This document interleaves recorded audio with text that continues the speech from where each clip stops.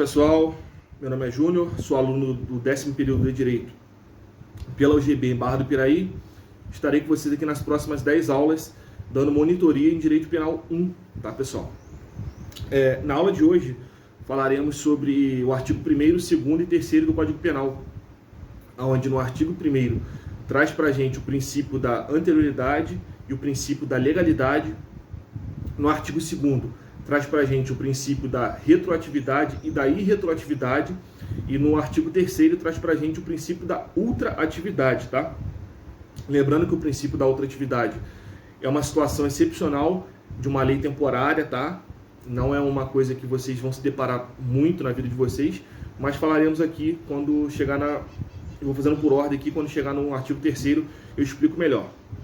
Bom, pessoal, eu vou fazer a leitura aqui do artigo 1º, que acredito que vocês vão se deparar de cara do que se trata esses dois princípios, tá? Artigo 1º do Código Penal. Não há crime sem lei anterior que o defina, não há pena sem prévia combinação legal.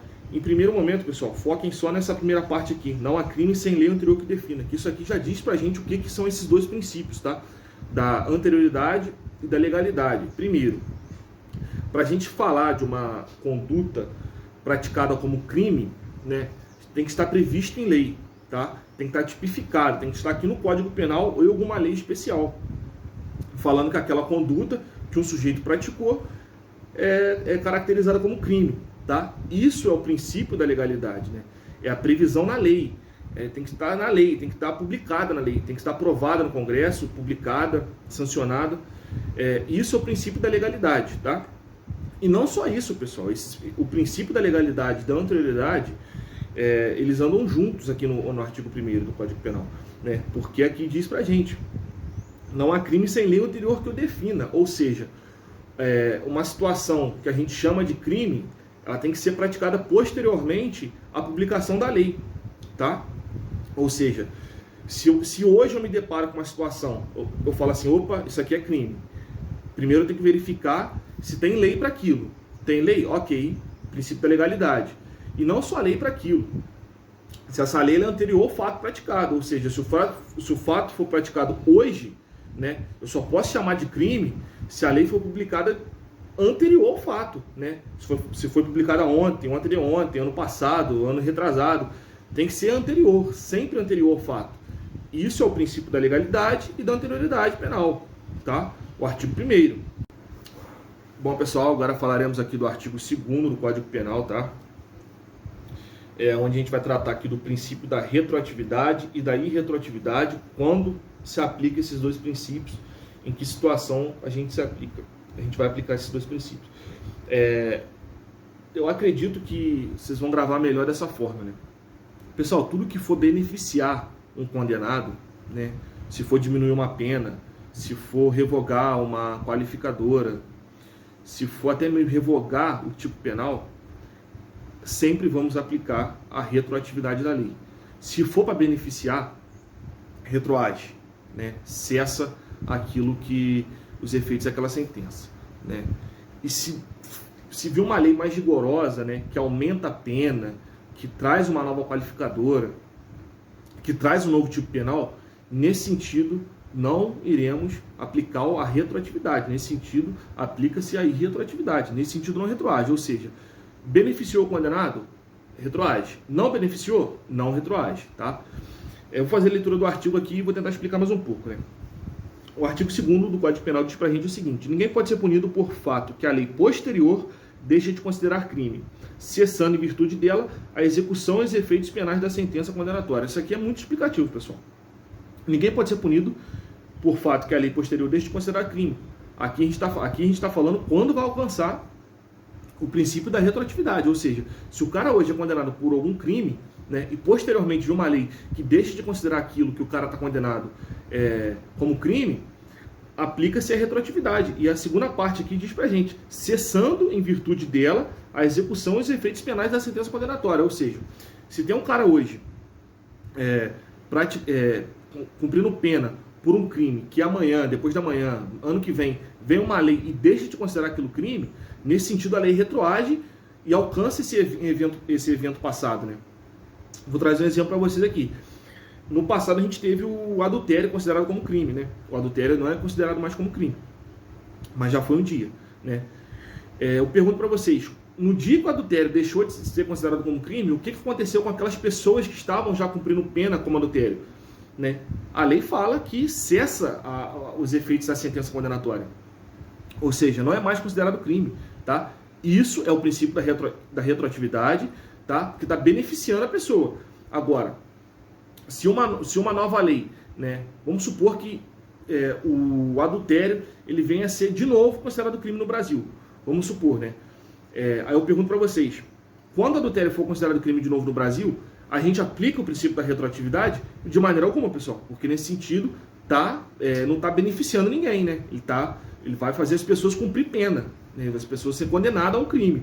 Ou seja, nesse sentido, a gente não aplica a retroatividade. Nesse sentido, a gente aplica a irretroatividade. Aí a gente volta ao artigo 1º, né? Que a lei ela tem que ser anterior ao fato. Ou seja, se o crime de adultério for novamente introduzido no Código Penal, que dia que vai ser introduzido? Hoje.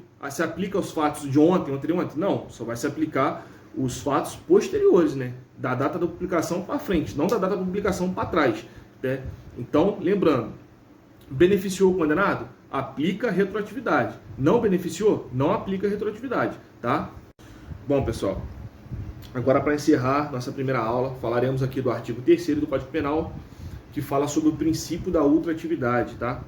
Lembrando, pessoal, que o princípio da ultratividade, na verdade, melhor assim dizendo, o artigo 3º do Código Penal é uma situação excepcional e temporária, tá, pessoal? É uma lei que tem um prazo determinado. Essa lei ela não vai ter uma vigência igual às outras leis, né? Essa lei, na data da publicação dela, a gente já vai ter ideia de quando essa lei vai se encerrar, tá?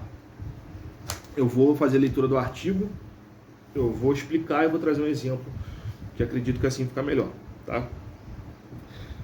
Artigo 3º do Código Penal diz para a gente o seguinte: a lei excepcional ou temporária, embora decorrido o período de sua duração ou cessadas as circunstâncias que a determinaram, aplica-se ao fato praticado durante sua vigência. Pessoal, esse artigo aqui é bem diferente do artigo 2º. Por quê?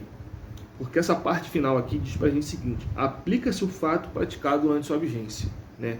Porque antes diz que cessadas as circunstâncias que a determinaram. Ou seja, se hoje for publicada uma lei, né, que tem um prazo, uma lei que tem um sentido e que tiver um prazo determinado já na publicação dela, mesmo depois de encerrada essa lei, mesmo depois de cessada essa lei, os efeitos dessa lei continuam valendo para quem foi condenado durante a sua vigência, tá?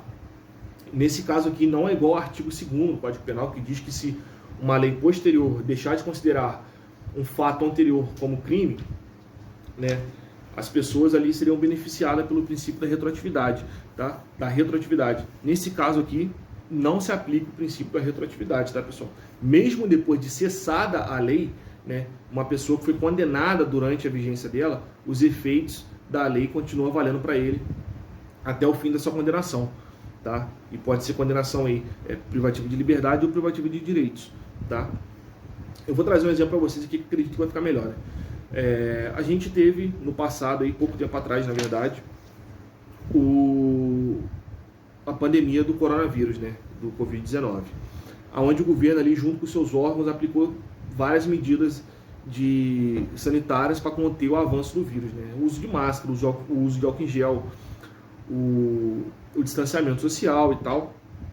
E vamos supor, pessoal, vamos trabalhar com a hipótese aqui que o governo, de novo a gente passasse por uma situação de coronavírus, onde o governo, preocupado com a disseminação do vírus, o governo ali aplica de novo medidas sanitárias, né? Mas o governo, preocupado com que as pessoas não fossem cumprir essas medidas, o governo resolve criar uma lei temporária, né? Essa lei ela vai ter um prazo determinado, né? Para sancionar penalmente as pessoas que descumprirem essas medidas, né? Aonde ali vai ser aplicado penas privativas de liberdade ou penas privativas de direito, né? Então vamos supor, pessoal, que um novo Covid-19 aí, um novo vírus, ele dura ali 2 anos e essa lei vai durar 2 anos, né? Eu pergunto para vocês, as pessoas que forem condenadas durante a vigência dessa lei temporária, que trata o artigo 3º do Código Penal, depois de cessar essa lei, vai continuar valendo os efeitos dela? ou vai se aplicar o princípio da retroatividade igual a gente aplica no artigo 2º. Nesse caso, pessoal, não se aplica o artigo 2º no Código Penal, tá? Nesse caso aqui, continua valendo os efeitos da lei que era durante a sua vigência, porque é uma lei excepcional, é uma lei temporária, é uma lei diferente das outras, tá? Pessoal, por hoje é só. Espero encontrar vocês em breve aí, tá? Fiquem com Deus e até a próxima.